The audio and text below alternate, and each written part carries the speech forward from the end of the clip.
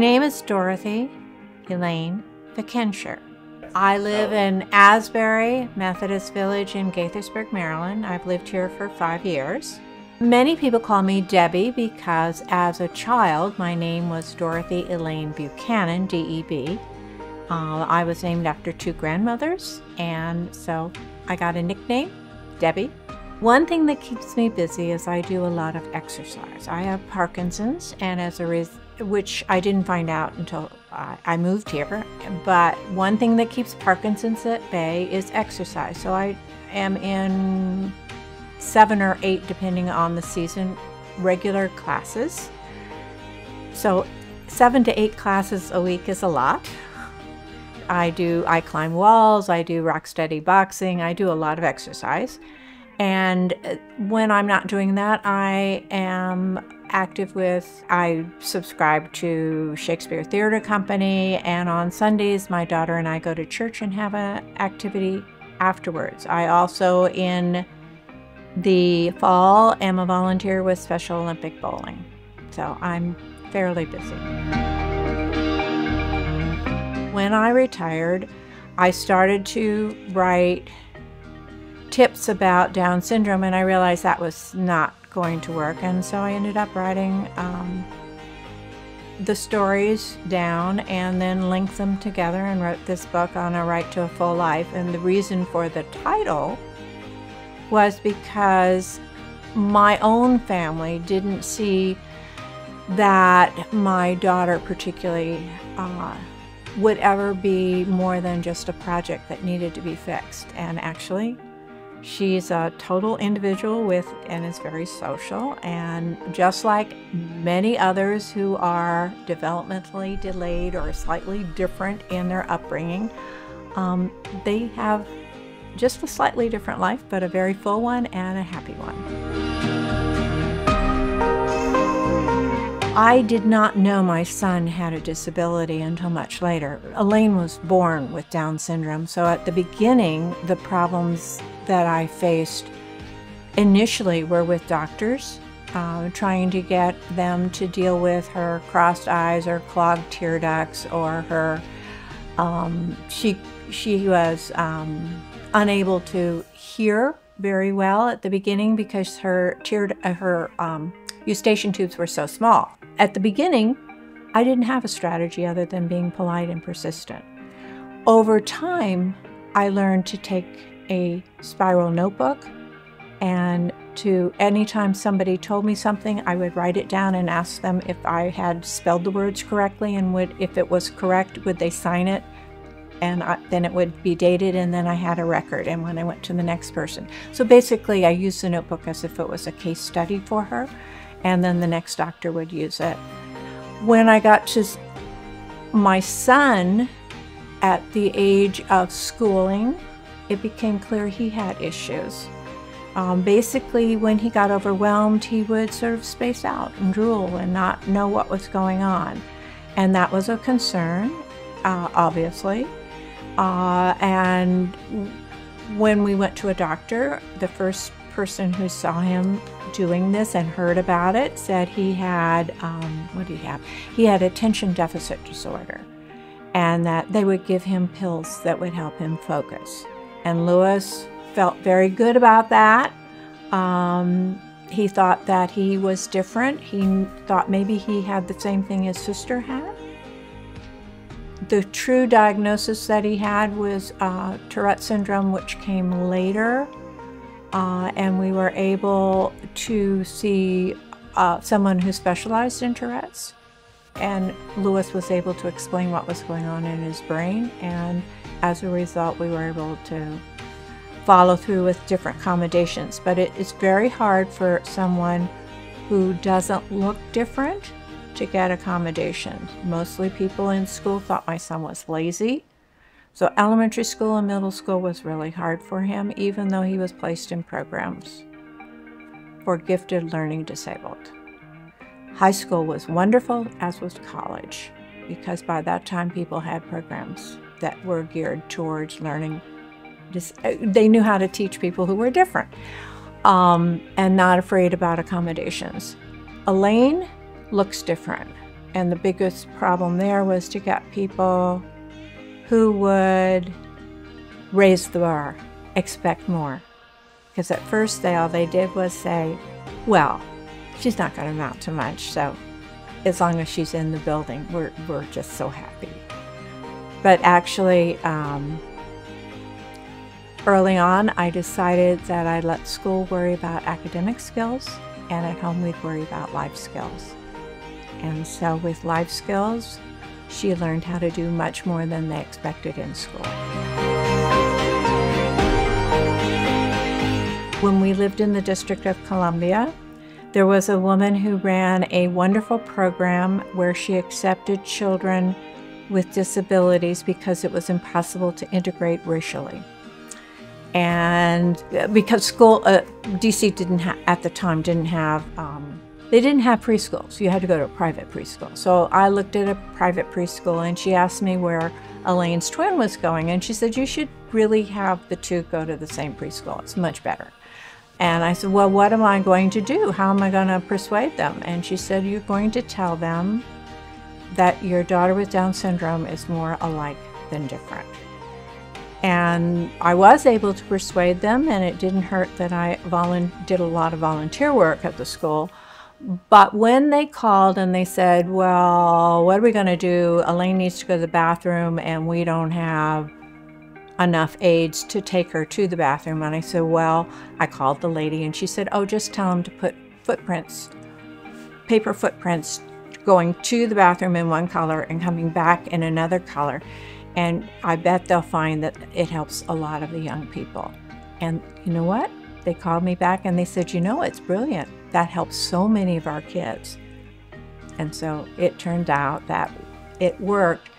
And the other thing that worked for both kids, when we told them that we didn't expect miracles with our daughter, we just wanted her to learn by mimicking the other kids in the classroom, that we didn't expect her to learn how to read in preschool. It was okay if she just learned how to stand in line and wait her turn. That would be great. And so that took pressure off, and everybody worked out well. By the time the kids were 6, I was a single parent. So life skills, baby steps. They had to do brush their teeth, get ready for bed, get up. Each step I tried to teach and foster independence in those skills. Make your bed, then be responsible for your own laundry, clean your own room. Those were small baby steps practiced over time. When they got in their 20s, my daughter really wanted to move out and be on her own. My son, not so much. He only moved out when I told him I was going to sell the house and move to Asbury.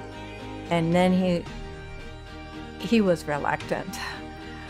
My daughter wanted to move out and did move out when she was in her late 20s. And then the question, and my family was really big on this, they thought that it wouldn't be safe. I mean, she's developmentally delayed. How can she do that? We had to teach her what she needed to keep private, what she can't share with other people, what is private has to stay. We had to teach her those boundaries because it isn't something she knew automatically. But she did learn. My immediate family, I have a brother and 2 sisters who felt that the safest thing for Elaine would have been to go either to a ranch, you know, those big things in like Texas and other places where people with Down syndrome are sent and they work and they play in this segregated community, or to a group home, because for them that was safe. You send them from a family home to another place where somebody else monitors everything. But Elaine, she wanted her own place, and she moved, interestingly enough, to a place that was like 3 or 4 blocks from where the family home was, because it was near everything she knew. It was near the library, near the theater, near the grocery store where she was known. And when she moved in, We did find a neurotypical roommate for her, but basically the first week she was by herself. Once her bed was assembled and her furniture was moved in, she said, "It's time for everybody to go home." She stayed. And that was in 2014. And she is still there and happy as anything, and has persuaded everybody else that it was a good place for her, a good fit. When my son moved out, the first night he called me and he said, "I should have done this a long time ago. It's great." When I listen to parents about their same-sex child, they always wanted their kid to be a better them, you know?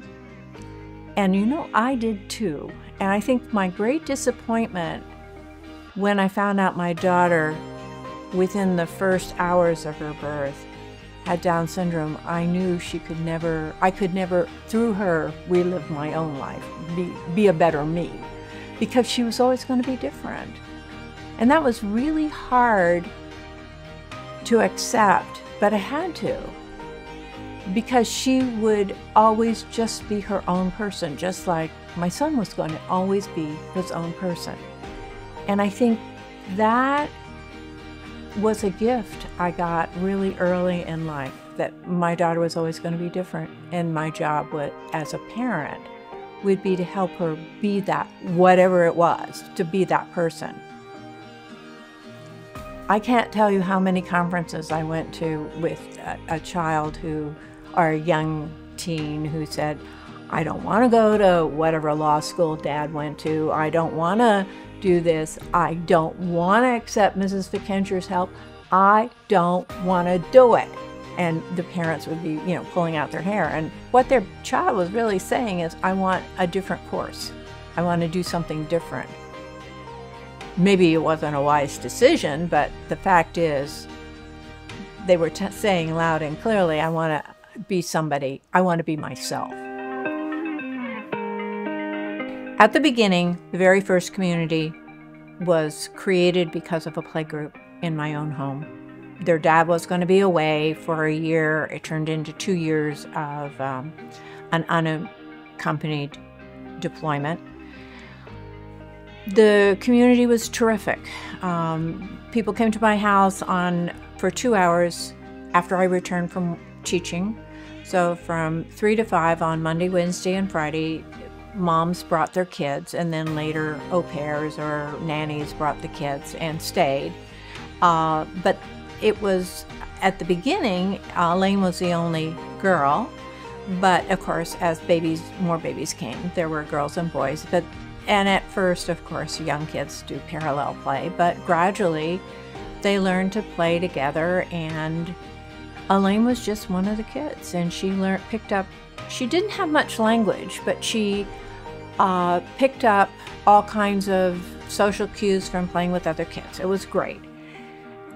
Church has been a wonderful community, but there are other ways of talking about community, and I'll give an example of a friend who is a young man who doesn't have Down syndrome. I'm not really sure what his disability is, but if you met him, you'd know he had one. He works at NIH, and his doctor had changed his medication. He'd never had a seizure, but he was waiting for the bus, the same bus he always took home from work. As he was standing waiting for the bus, he had a seizure. The bus pulled up. They noticed he had a seizure. The driver and everyone on the bus never knew Andrew's name, but they knew who he was, that he always rode that bus, and they all waited. They called for emergency. They were on NIH grounds. Emergency came. They waited till he was clearly under the care of someone on the, emergency vehicle before they pulled away, because that's what a community does. They take care of people. I didn't have any problems with Elaine transitioning. She was ready. We had built with baby steps. When we went, I had looked at places I thought she might like.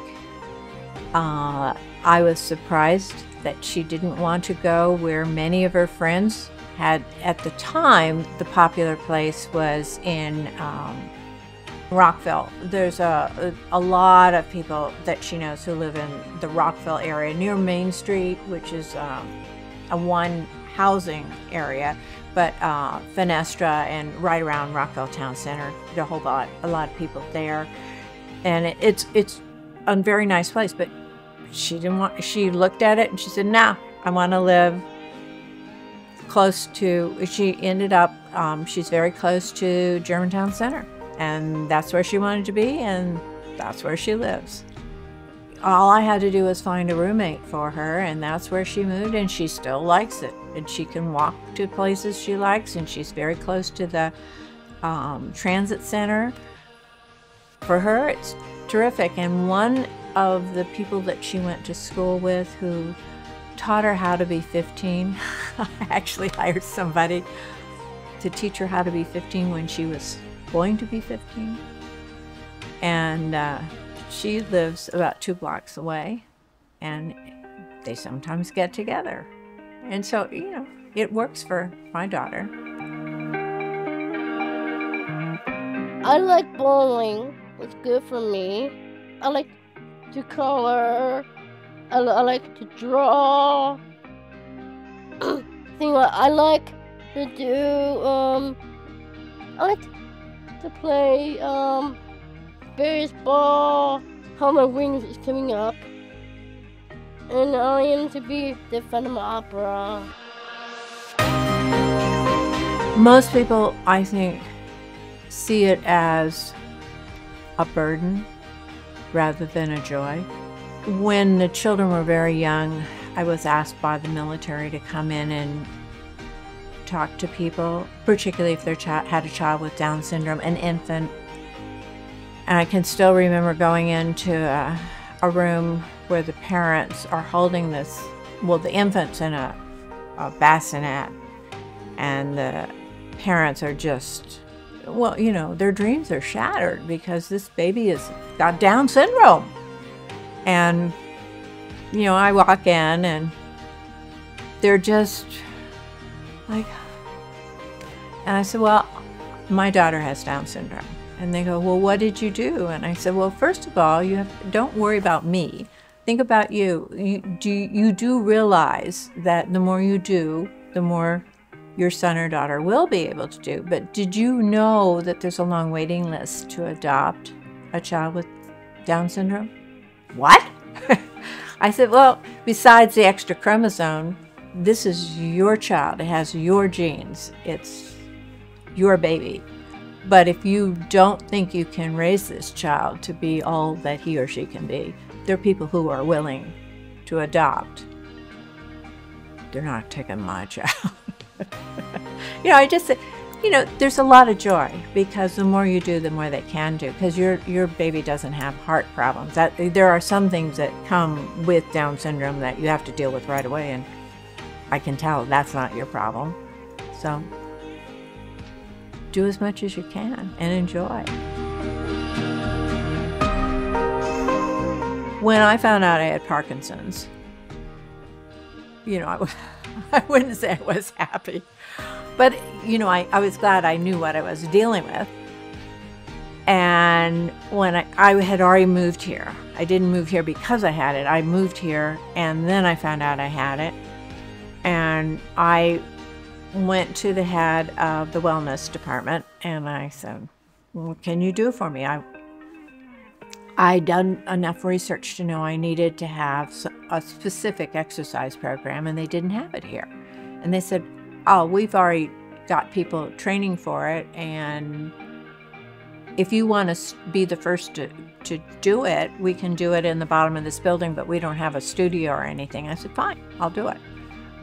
So I did that, and then I said, well, but you don't have any support groups for it. And she said, people don't want to talk about it. I said, well, I'll be the poster child. You can I'll do it. So I actually run the support group in the independent side and one at assisted living. And, you know, there are people here. There are a lot more people here than show up for the exercises or the support group. But the more we talk about it and the more fun, you know, there are people who'll peek in and then they'll finally come in and they say, you look like a safe group and you actually look like you're having fun, and we do. 5 of us, 5 families, started this nonprofit called Integrated Living Opportunities, ILO. And one of the things that we did was we decided we needed a skills assessment, not to keep a gate, but to understand where somebody is in terms of their skills, so we know how to prioritize where they can work on skills so that when they move out, or if they have moved out, how to enhance their independence. Because I believe that all you really need to do is want to move out. If you want to move out, you could do it. It's if you are motivated and want to move out, there's nothing to prevent you from doing that, because there are all kinds of things that can support you. I think sometimes as parents, we see all the reasons why somebody can't do something rather than reasons that they could. And it's really important that we let people be as independent as they can. Today, most medical practices have things online. You don't need to keep a notebook because it's online now. But nobody has the kind of information that a parent has on the schools, the doctors, all those little pieces that bring together the full life of your son or daughter. And it's easier to keep a record as you go along than to try and capture it after the fact, which is what I had to do. So I would say keep a record of what you're doing, because it's easier to update it than to try and capture it later. Ask questions of people who are ahead of you. Find the resources in your community. You know, I happen to live in a state and in a county that are wonderful resources. There are lots and lots of resources. A lot of people move here because of the resources. They're just wonderful activities, wonderful things. If we wanted to, for example, have a speech therapist help our kids communicate better. And so we found an agency that would help us do that and price it out. And the lady they hired said she'd only do it for 6 months. That was 15 years ago. But, you know, it's wonderful to be in an area where that happens. But there are a lot of resources out there. Some of them are national. And that's what I would do. I would try and find out what resources are available for you and ask.